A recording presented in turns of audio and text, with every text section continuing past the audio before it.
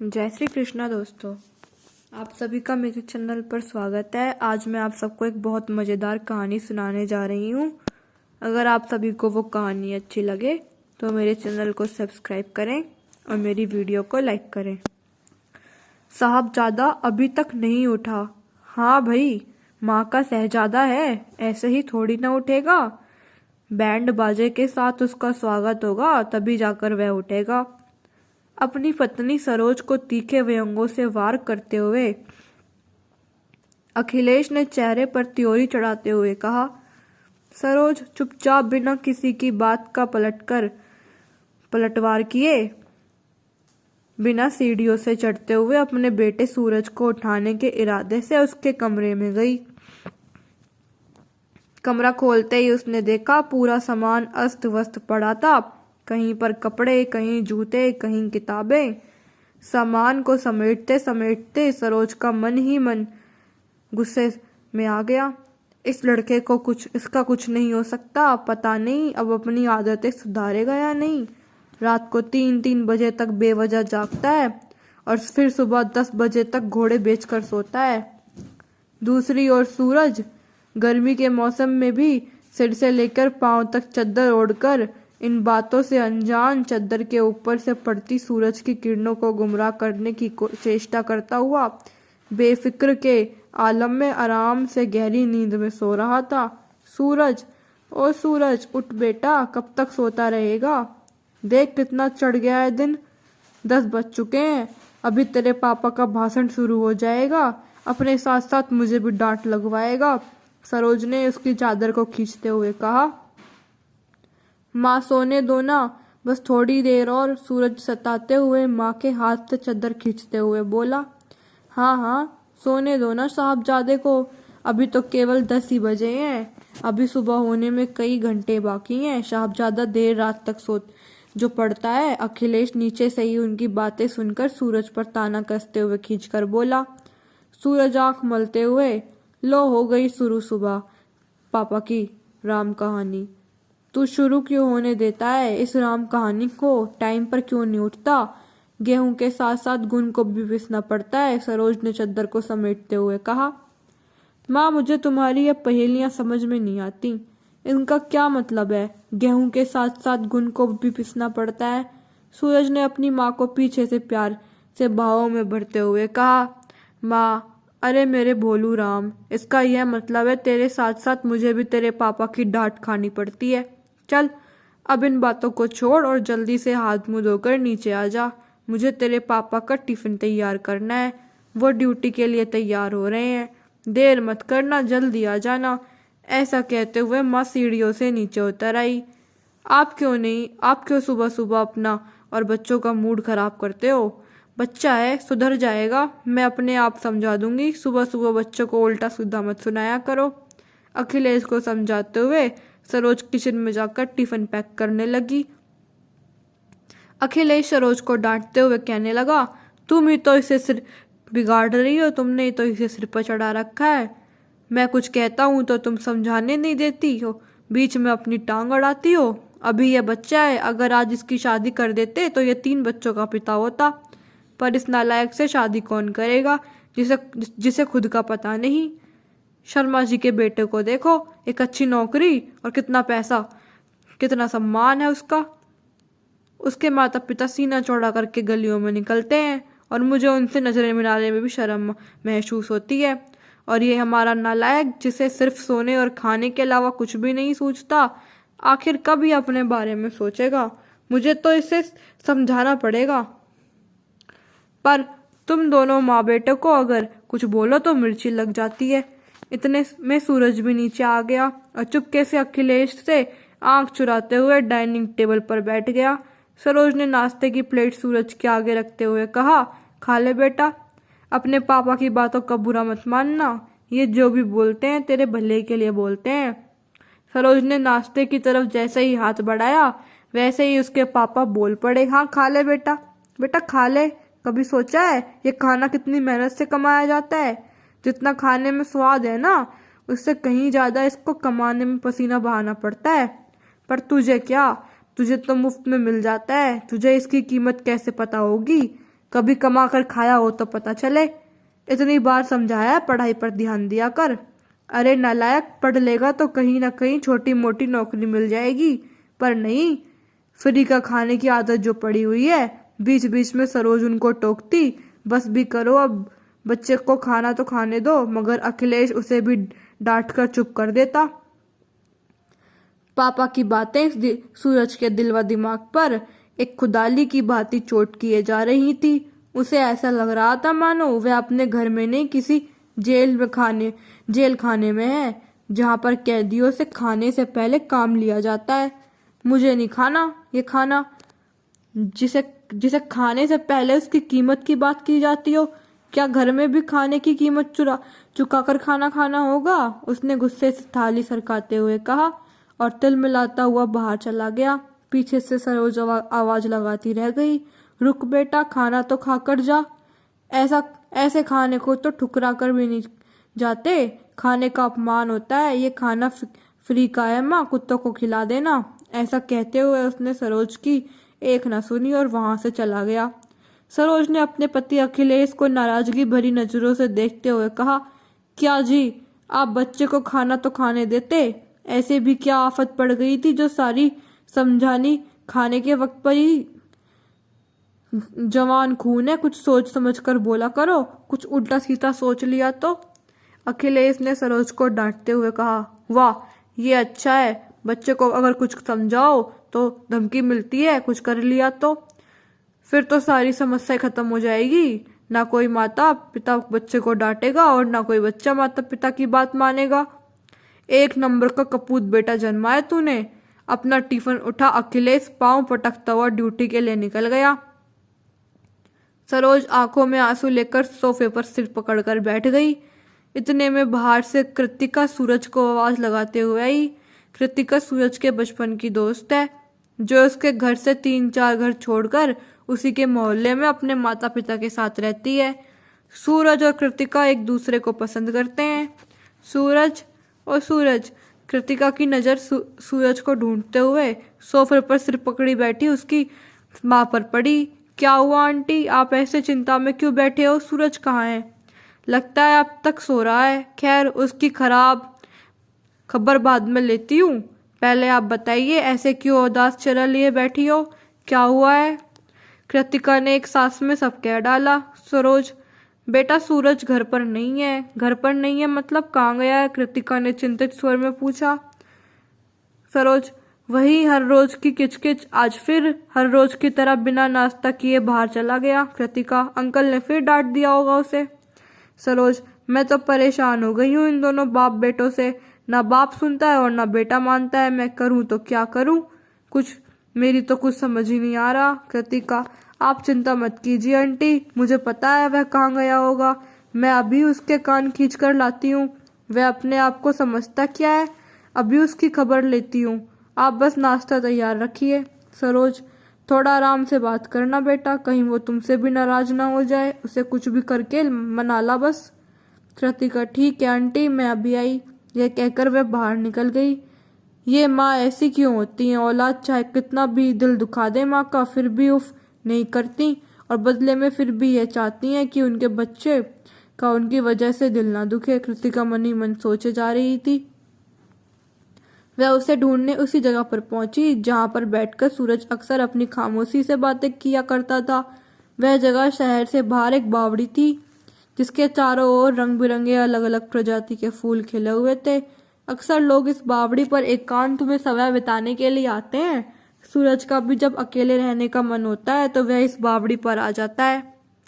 कृतिका सीधे उसी बावड़ी पर पहुंची और सूरज को पीछे से डराते हुए बोली, हु। उदास सा चेहरा बनाकर सूरज ने पीछे मुड़कर देखा और कृतिका से बोला, तुम क्या करने आई हो इधर? जाओ यहाँ से, मुझे अकेला छोड़ दो, अभी मेरा मूड खराब है, मुझे किसी से बात नहीं करनी है। कृतिका मुंह को सिकुड़ाते हुए बोली, अच्छा जी, मेरा मूड खराब है, कितनी आसानी से बोल दिया, और हमारा क्या, जो अपने खराब मूड की वजह से हम सबका मूड खराब कर दिया तुमने। चलो छोड़ो मूड की बातें, घर चलो। कृतिका ने बात को बदलते हुए कहा। नहीं, मैं घर नहीं जाऊंगा, सूरज ने बच्चों की तरह मुंह फुलाते हुए कहा। कृतिका, क्यों नहीं जाओगे घर? सूरज, क्या करूंगा घर जाके? फिर वही 2-4 बातें सुनने को मिलेंगी। कृतिका, फिर तुम ऐसा काम करते ही क्यों हो जो तुम्हें 2 बातें सुनाए? तुम पढ़ाई पर ध्यान क्यों नहीं देते? जरा सोचो सूरज, तुम्हारे पापा तुम्हारे दुश्मन नहीं है। वह तुम्हें जो भी कहते हैं तुम्हारी भलाई के लिए कहते हैं। हाँ, बस उनका कहने का तरीका कुछ गलत है। वो हमेशा तो नहीं रहेंगे तुम्हारे साथ। तुम्हारा भविष्य काले अंधेरे के साए में गुम ना हो जाए, इसलिए वो तुम्हारी चिंता करते हैं। अगर तुम अच्छा पढ़ लिखोगे तो तुम्हारा ही भविष्य बनेगा। हर माँ बाप का सपना होता है कि उनकी औलाद उनके मरने के बाद सुखी और खुशी रहे। तो इसमें अगर अंकल तुम्हें 2 बातें सुनाते भी हैं तो गलत क्या है? सूरज, तुम्हें कुछ सोचना पड़ेगा और हमारे बारे में भी तो सोचो। मेरे मम्मी पापा तुमसे मेरा रिश्ता तब तक नहीं तय करेंगे जब तक तुम कुछ बन नहीं जाते। कल अंकल आए थे घर पर किसी का रिश्ता लेकर। वे पापा मम्मी से बहुत ज्यादा जोर दे रहे थे। वह तो मेरी मम्मी ने भी यह बहाना बनाकर टाल दिया कि अभी मैं पढ़ाई कर रही हूँ, अभी हम रिश्ता नहीं लेंगे, क्योंकि मम्मी मेरे मन की बात जानती है कि मैं तुम्हें पसंद करती हूँ। अब तुम सोचो, सारी उम्र थोड़ी नहीं पढ़ाई कर सकती रहूंगी मैं? कभी ना कभी तो मेरी पढ़ाई भी खत्म होगी, फिर क्या बहाना बनाकर टालेंगे? तुम्हें नाराज होने की बजाय ठंडे दिमाग से सोचना चाहिए कि क्या सही है क्या गलत है। सूरज कृतिका की किसी भी बात पर कोई जवाब दिए बिना बस गर्दन झुकाए आंखों में बावड़ी के पानी में गुड़ाए बुत सा बना बैठा था। कृतिका ने देखा कि सूरज उसकी बातों को इतना सीरियस नहीं ले रहा है जितनी भावुकता से वो कह रही है। चलो अब घर चलो, आंटी तुम्हारा इंतजार कर रही हैं। कम से कम उसके बारे में तो सोचो, उनका क्या कसूर है? वह तो बेटे और पति के बीच में पीस रही हैं। कृतिका अपनी बात को बड़ा न करके वहीं पर विराम चिन्ह लगाते हुए कहने लगी, चलो उठो, बहुत देर हो गई है, बहुत हो गई तुम्हारी नाराजगी। कृतिका सूरज का हाथ पकड़कर जबरदस्ती उठाने लगी। सूरज भी उसको इतनी मशक्कतें करते देख और उसे परेशान न करने के इरादे से उठकर साथ चल पड़ा। घर पर आकर सूरज ने अपनी मम्मी को सॉरी बोला, नाश्ता करके अपने कमरे में चला गया। कृतिका अपने घर चली गई और सरोज अपने रोजमर्रा के काम निपटाने में लग गई। सूरज के मन में कृतिका की बातें घर कर गईं। उसने खुद को बदलने की मन में ठानी। शाम को जब अखिलेश घर आए तो वह सूरज से बड़ी शालीनता से बोले, आज मैंने अपने बच्चे को कुछ ज्यादा ही सुना दिया। उसने खाना खाया कि नहीं खाया? सरोज, खा लिया, कृतिका उसे मना लाई थी। अखिलेश, चलो अच्छा है, मैं एक बार उससे बात कर लेता हूँ, आखिर है तो हमारा बच्चा ही। हाँ जरूर, आपको उससे बात करनी चाहिए, मगर ध्यान रखना जी, प्यार से बोलना। सूरज ने कुछ हल्की डांट के अंदाज में कहा। अखिलेश हल्की मुस्कान के साथ, ठीक है बाबा, ठीक है, प्यार से बोलूंगा, आखिर तेरा साहबजादा जो है। उसने ऊपर सूरज के कमरे के बाहर खड़े होकर आवाज लगाई, सूरज, सूरज बेटा, दरवाजा खोलना। बेटा, मैं जानता हूँ तू मुझसे नाराज है, मुझे तुझसे ऐसी ऊंची आवाज में बात नहीं करनी चाहिए थी। अपने पापा को माफ कर दे, गुस्सा थूक दे बेटा। अखिलेश की इतनी मन्नतें करने के बाद भी दरवाजा नहीं खुला। फिर अखिलेश ने खुद ही दरवाजा को खोलने के लिए हल्का सा धक्का दिया। दरवाजा अपने आप खुल गया। उसने अंदर जाकर देखा, वहां सूरज नहीं था, बस उसकी मेज पर रखा एक नोट था। अखिलेश ने उस नोट को उठाया और पढ़ा। उसमें लिखा था, पापा मम्मी, मैं आपका नालायक बेटा हूँ। मैंने आज तक आप दोनों को केवल तकलीफें ही दी हैं, लेकिन अब मैं खुद को बदलना चाहता हूँ, आपको और दुखी नहीं देख सकता। पापा, आप ये मत समझना कि मैं आपसे नाराज होकर जा रहा हूँ, और ना ही ये सोचना कि मैं कुछ गलत कदम उठाऊंगा। नहीं पापा, मैं इतना कमजोर और बेवकूफ नहीं हूँ जो इस तन के अनमोल खजाने को यूं ही खत्म कर दूं। मेरे इस तन पर मुझसे ज्यादा आप दोनों का अधिकार है।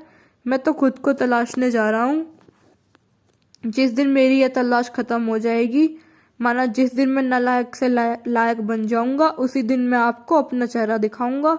मैं जानता हूँ मेरा ये तरीका गलत है, लेकिन पापा, जब तक मुझे जिंदगी में होने वाली तकलीफों का पता नहीं चलेगा, तब तक मुझे कुछ भी एहसास नहीं होगा, और वो एहसास मुझे घर की सुख सुविधाओं में नहीं होगा। मैंने खुद को आग में तपाकर सोना बनाना है। मैं एक दिन जरूर आऊँगा और उस दिन शर्मा जी के आगे आपका सिर झुकने की बजाय सीना चौड़ा होगा, ये वादा है आपसे मेरा। ये सब पढ़कर अखिलेश की आंखों से आंसुओं की झड़ी लग गई। सरोज ने पूछा कि क्या हुआ, आप क्यों रो रहे हो? उसने बिना बोले वह चिट्ठी उसके हाथ में रख दी। सरोज चिट्ठी पढ़कर एकदम से चकराकर सोफे पर बैठ गई और कहने लगी, जिसका डर था वही हुआ। अखिलेश से दर्द भरी आवाज में, मुझे नहीं पता था मेरा बच्चा इतना समझदार है। माना उसने घर छोड़कर जाने की गलती की है, लेकिन यह भी अच्छे के लिए किया है उसने। सरोज रोते रोते, ये आप क्या कह रहे हैं? जी जाइए ढूंढ कर लाइए मेरे बच्चे को, पता नहीं किस हाल में होगा, कुछ खाया होगा या नहीं, पता नहीं कहाँ कहाँ दर दर भटक रहा होगा। अखिलेश, नहीं मैं नहीं जाऊंगा ढूंढने उसे। सरोज, पर क्यों? अखिलेश, क्योंकि मेरे बच्चे ने चिट्ठी में लिखा है वह खुद की तलाश करने जा रहा है। अगर मैं उसे ढूंढ कर ले आया तो उसकी तलाश अधूरी रह जाएगी। अब हम दोनों उस दिन का इंतजार करेंगे जिस दिन हमारा बच्चा वो सब पाकर घर लौटेगा जो कुछ वो पाने गया है। सूरज की माँ, तुम बस इतना परमात्मा से अपने बच्चे की कामयाबी और सलामती के लिए प्रार्थना करो और इंतजार करो, वह जरूर आएगा। सरोज अपने पति के आगे हारी हुई गाय की तरह चुप रह गई और अपने बच्चे की सलामती के लिए हर पल दुआएं करती रही। 3 साल बाद अखिलेश हॉल में बैठा अखबार पढ़ रहा था। इतने में सरोज चाय लेकर आई। अखिलेश सरोज को अखबार की खबरों के बारे में बताते हुए बोला, कारगिल का युद्ध शुरू हो गया है, हमारे बहुत सारे नौजवान शहीद हो रहे हैं, पता नहीं क्या होगा आगे। जब हमें सुनकर ही इतना दुख हो रहा है तो उनका क्या हाल हो रहा होगा जिनके लाल इस युद्ध में की आग में जल रहे हैं। सूरज, पता नहीं जी, मुझे तो बस अपने बच्चे की चिंता सताई जा रही है, कहाँ होगा, कैसा होगा। इतने में फोन की घंटी बजती है। Ton ton. अखिलेश ने रिसीवर उठाया। हेलो, कौन? दूसरी तरफ से, हेलो जी, क्या आप सूरज के घर से बोल रहे हैं? अखिलेश, हाँ जी, मैं सूरज का फादर बोल रहा हूँ, पर आप कौन बोल रहे हो? दूसरी तरफ से, जी मैं कश्मीर की आर्मी हेडक्वार्टर से बोल रहा हूँ। आपको यह सुनकर बड़ा दुख होगा कि आपका बेटा सूरज और हमारी बटालियन का सबसे वीर जाबाज अफसर इस कारगिल युद्ध में शहीद हो गया है। अखिलेश को जोरदार झटका लगा, लेकिन उसने सोचा शायद कुछ गलतफहमी होगी, क्योंकि सूरज फौज में कैसे हो सकता है। अपने इसी संदेह को दूर करने के लिए उसने उस आर्मी ऑफिसर से कहा, सर आपको शायद कोई गलतफहमी हुई है, क्योंकि मेरा सूरज बेटा तो कभी भी फौज में ही नहीं जाना चाहता था। दूसरी तरफ से, नहीं सर, हमें कोई गलतफहमी नहीं है, सूरज 2 साल पहले आर्मी में सीधे अफसर के तौर पर भर्ती हुए थे। उस जैसा वीर जवान हमारी बटालियन को मिलना बहुत मुश्किल है, उसे खोकर हमारी पूरी बटालियन बहुत ही दुखी है। आप दिल्ली आ जाइए, हम सूरज की डेड बॉडी लेकर वहां जल्द पहुंच रहे हैं। यह सुनकर अखिलेश अपने होश हवास खो बैठा और रिसीवरी उसके हाथ से छूट गया। सरोज ने भागकर मुश्किल से उसे संभाला और पूछा, क्या हुआ जी? अखिलेश ने सरोज को गले लगाकर कहा, हमारा सब कुछ लुट गया, हमारा सूरज बेटा। सरोज, क्या हुआ सूरज को और कहाँ है वो?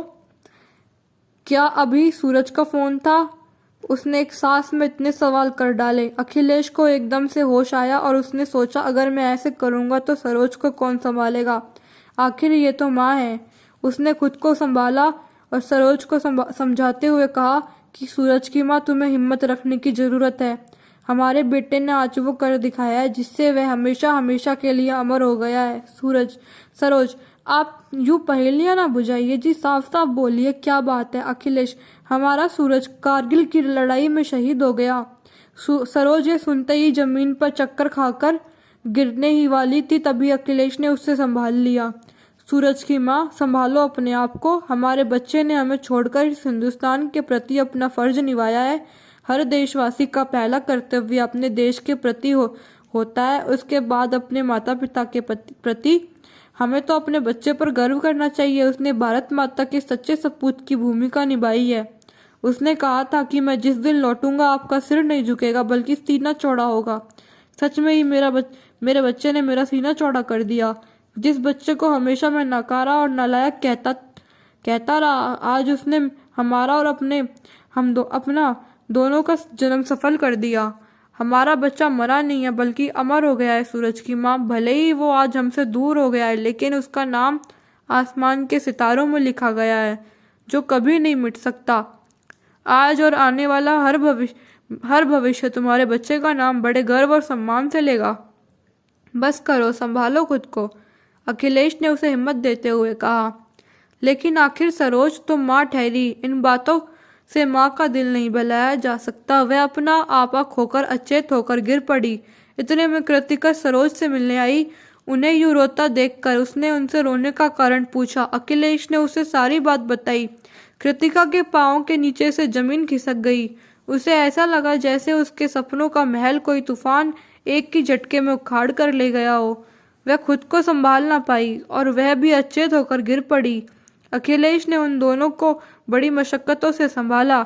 अखिलेश ने अपने भाइयों और अड़ोसी पड़ोसी को इकट्ठा किया दिल्ली सूरज की डेड बॉडी को लेने चलने के लिए। दोपहर तक ये बात आसपास के शहरों और गांवों में आग की तरह फैल गई। जगह जगह से लोग आकर सूरज के घर पर जमा होने लगे। कुछ ही घंटों में सूरज की डेड बॉडी उसके घर पर आई। सभी का रो रो कर बुरा हाल था। सब सूरज की एक झलक पाने को तरस रहे थे, लेकिन भीड़ इतनी बढ़ गई कि काबू कर पाना मुश्किल था। एक ऑफिसर ने सूरज का सामान और एक चिट्ठी उसके पापा के हाथ में थमा कर कहा, ये सूरज का कुछ सामान है। अखिलेश ने अपने कांपते हाथों से अपने बेटे का सामान लिया और सीने से लगाकर रोने लगा। उस ऑफिसर ने उसके कंधे पर हाथ रखकर कहा, संभालिए अपने आप को सर।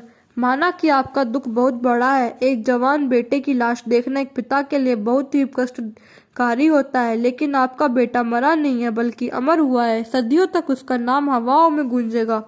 अखिलेश ने उस ऑफिसर की बातें सुनकर खुद को संभाला और अपनी रोती बिलखती पत्नी को भी संभाला। कृतिका सूरज से लिपटकर ऐसे रोई जैसे बरसते बादल धरती से मिलने को रोते हैं। उसने अपने परिवार के सामने सूरज के हाथों से अपनी मांग में सिंदूर भर लिया। यह देखकर सब भौचक्के रह गए। उसके पिता ने कहा, यह क्या कर दिया तूने बेटी? कृतिका ने कहा, पापा, आपकी बेटी ने एक ऐसा सुहाग चुना है जो कभी नहीं मरेगा। मेरा सुहाग हमेशा अमर रहेगा।